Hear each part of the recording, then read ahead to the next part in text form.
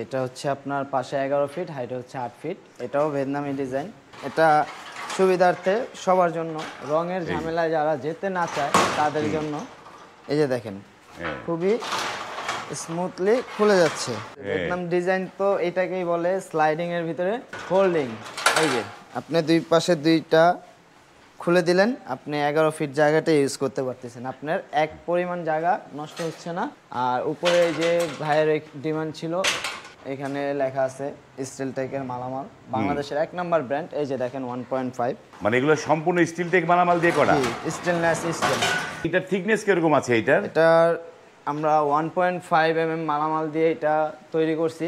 আর ভাইয়ের ডিমান্ড ছিল উপরে তাজটা ফিক্স থাকবে। সেক্ষেত্রে আমরা এখানে বিসমিল্লাহির রহমানির রহিম লা ইলাহা ইল্লাল্লাহু মুহাম্মাদুর রাসূলুল্লাহ লিখে ফিক্সড করে দিছি। পিছনে যে লাল নীল এগুলো, এই দুইটা কি জিনিস ভাই? এগুলো হচ্ছে ফাইবার, দুই পাশে ব্লু, মাঝখানে রেড, উপরে তাজেও এটা আমরা রেড ইউজ করছি। এইখানে আমরা 1 পয়েন্ট মাল দিয়ে গেটটা তৈরি করছি। আর এত বড় গেটের যদি পকেট পাল্লা না থাকে সেটা একদম খারাপ দেখা যায়। এই যে আপনি ওই পাশটা বন্ধ রাখলেন, এই পাশ দিয়ে আপনি যাতায়াত করলেন। এটা কত টাকা স্কয়ার ফিটে করেছেন ভাই এটা?